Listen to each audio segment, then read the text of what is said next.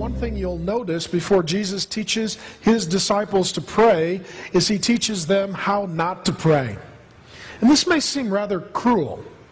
Jesus is saying, not all people pray well, not all people pray right, and if you want to learn how to pray, the last place you should look is to religious people. The last place you should look is to religious people. Here's how he says it. I'll let him offend you. Chapter 6, verse 5, Matthew. And when you pray, so it's a good thing to pray, and we should pray, you must not be like the hypocrites. For they love to stand and pray in the synagogues and on the street corners, that they may be seen by others. Jesus is saying here, religious people love to pray to an audience. They love to perform before a crowd. I saw this on my way back. I was preaching in Ohio this week, and on the way back I had a layover in Utah. And I was sitting there, and I noticed a young Jewish guy with a huge hat, the biggest hat I've ever seen. It was basically a roof. And he had a black suit on and a white shirt, and he had the sideburns, and he was standing up in the airport, and he was praying by bouncing back and forth like a bobblehead for a really long time, saying the same thing over and over and over and over and over, just praying this mantra over and over and over and over and over, loudly. In the airport. Now, he didn't look unusual or peculiar, no one noticed.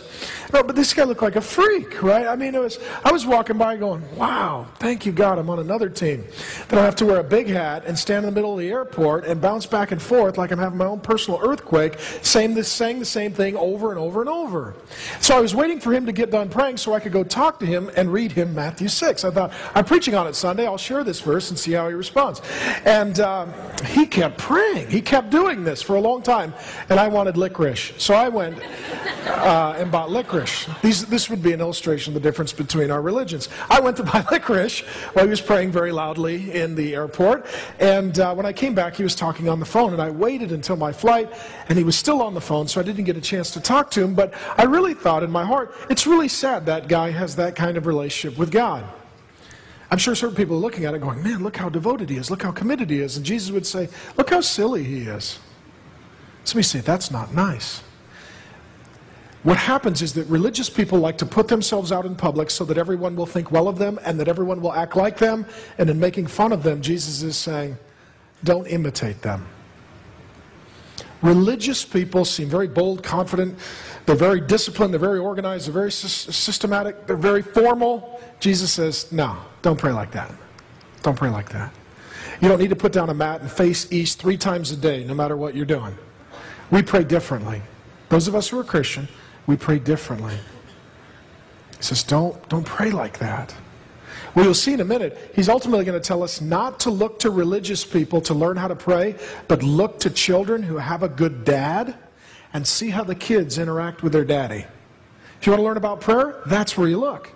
You look to kids interacting with their daddy, not religious people standing up in public, making a spectacle of themselves. Well, moving right along. Truly I say to you, they have received their reward. But when you pray, go into your room, shut the door, go to your Father who is in secret, and your Father who sees in secret will reward you. And when you pray, do not heap up empty phrases as the Gentiles do, for they think they will be heard by their many words. Do not be like them. Do not be like them. I tell you this because some of you are not Christians, and you come here and you say, okay, we're talking about prayer. Are you going to make me into a religious person? No, not at all. Jesus is better than religion. And Jesus actually opposed religion, and it was religious people who murdered Jesus. So the good news is, you don't have to be religious.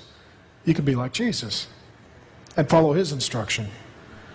They think they will be heard for their many words. Do not be like them, for your Father knows what you need before you ask him.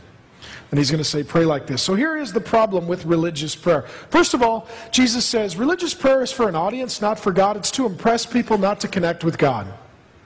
Secondly, religious people like to use all kinds of religious words. So prayer seems like it's very complicated, very difficult, very hard. Thirdly, religious people pray for a really long time. You say, oh boy, I guess God, he only likes long prayers. No, God's a dad. He'll accept prayer of any length. And they also like to heap up word after word. They repeat themselves like a mantra, like the dude at the airport.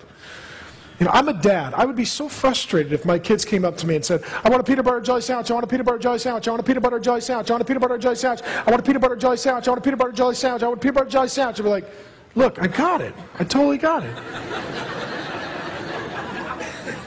Would you like a peanut butter and jelly sandwich?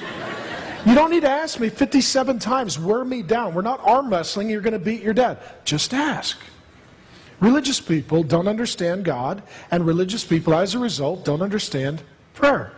The last thing Jesus says is that religious people think that they're telling God their needs as if God didn't know.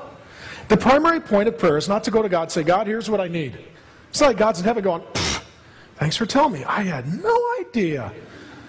You're homeless, you're unemployed, you got ripped off. Gosh, I must have been asleep at the wheel. I appreciate the information. Now I'm all caught up. See, God sees and knows everything. When we come to prayer, we're not telling God something He doesn't know. When we come to pray, we're not making God do something He doesn't want to do. And we're not impressing God with our long prayers or our religious verbiage and language. Religious prayer is repugnant to God. Christian prayer is supposed to be humble, talking earnestly and not boasting. Christian prayer is to be simple, just talking to Dad. Christian prayer is to be respectful. Honor your dad. God's your father. Respectful. Not telling him what to do, bossing him around. Sincere, heartfelt, and personal. Talking to Dad.